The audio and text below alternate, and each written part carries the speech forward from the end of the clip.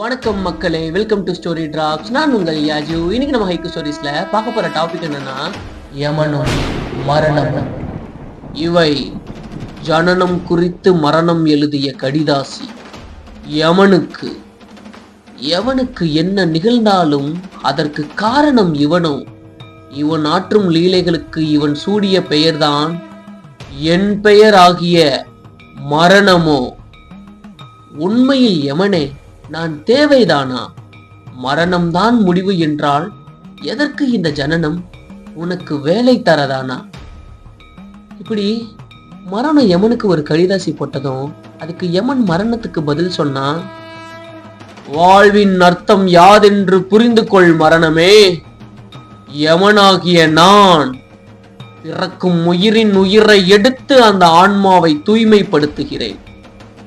எனில் உயிர் எடுப்பதுதான் முடிவு என்றால் எதற்காக இந்த ஜனனம்? ஜனனமும் மரணமாகிய நீயும் கர்மாவின் பலனாவீர்கள். ஒருவன் இந்த உலகில் மனிதனாய் பிறப்பது அவனுடைய கர்ம பலனாகும். ஜனித்த அவன் செய்யும் கர்ம வினையே அவனது மரணத்தின் நேரத்தையும் அவன் மரணிக்கும் விதத்தையும் தேர்ந்தெடுக்கிறது. இந்த வாழ்வே ஒரு பரீட்சைதான். உண்மையில் ஒருவனின் பாவத்திற்கான தண்டனை நரகத்தில் தரப்படுபவை அல்ல, அவன் வாழ்ந்து கொண்டிருக்கும் வாழ்விலே அது கிடைக்கும். அதனை புரிந்து கொள்ளாமல் மேலும் மேலும் ஒருவன் தவறு செய்பவனாகின் அவனிற்கு தான் நரகத்தின் நுழைவாயில் திறக்கப்படும். ஆனால் யமனே, இங்கு தவறு செய்பவன் சந்தோஷமாக தான் இருக்கிறான், நல்லது நினைப்பவன் தான் கஷ்டப்படுகிறான். உண்மைதான், இங்கு நல்லது செய்பவனும் கஷ்டம்தான் படுகிறான். ஆனால் தவறு செய்பவன் நிச்சயம் சந்தோஷப்படவில்லை. தவறு செய்பவனின் முதல் தவறே அவன் சந்தோஷமாக இருப்பதாய் அவனை ஏமாற்றிக் கொள்வது மட்டுமின்றி இந்த உலகை அவன் நம்ப வைப்பதுதான்.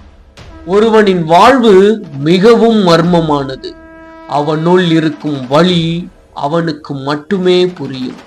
தீயவன் தண்டிக்கப்பட்டு கொண்டுதான் இருக்கிறான், அதில் எல்லளவிலும் மாற்றம் இல்லை. நல்லவன் நல்லவனாய் மட்டுமே இருப்பதில்லை, அவனும் தவறளிக்கிறான். அவன் அளிக்கும் பெரும் தவறு ஒருவனின் வாழ்வோடு தன் வாழ்வை ஒப்பிட்டு பார்ப்பது. அவனுக்கு கிடைத்த இந்த வாழ்வை துச்சமாய் நினைத்து கவலை கொள்வது. என்று ஒருவன் அவன் வாழ்வின் சந்தோஷத்தை உணர்ந்து ஒப்பிடுதலை தவிர்த்து தவறுகளை விடுகிறானோ, அன்று முதல் அவன் வாழும் வாழ்விலே சொர்க்கத்தை காண்கிறான். அவன் கர்ம பலன் முடிய அவன் முன் நீயும் நானும் தோன்றி அவனது ஆன்மாவை தூய்மைப்படுத்தி இந்த உலகத்தில் இருந்து அவனுக்கு மோட்சம் கொடுப்போம். இந்த உலகத்திலும் தீயவை செய்பவனுக்கு பிராணனை பறித்து அவன் ஆற்றிய பாவங்களுக்கு தண்டனை கொடுப்போம். யமனே, அப்படியென்றால் ஒருவன் செய்யும் நன்மைகளும் தவறுகளும் தான் அவன் மரணத்தை நிச்சயிக்கிறது. ஆனால் ஜனனத்தின் தாற்பயம் யாது? ஜனனத்தை பற்றி புரிந்து கொள்வதற்கு முன்னால் இந்த வாழ்வை பற்றி புரிந்து கொள்ள வேண்டும். இந்த வாழ்வே ஒரு சாபம்தான். இருப்பினும் இந்த வாழ்வில்தான் உனது சாபத்தை போக்கிக் கொள்ளும் உபாயமும் உள்ளது. இந்த வாழ்வு ஒவ்வொருவரின் கடைசி அஸ்திரம். அதை சரியாக பயன்படுத்தி இந்த உலகிற்கு நன்மை செய்தால் அவன் ஆன்மா தூய்மைப்படுத்தப்படும். அதே அஸ்திரத்தை பயன்படுத்தி இந்த உலகிற்கு தீமையை செய்தால்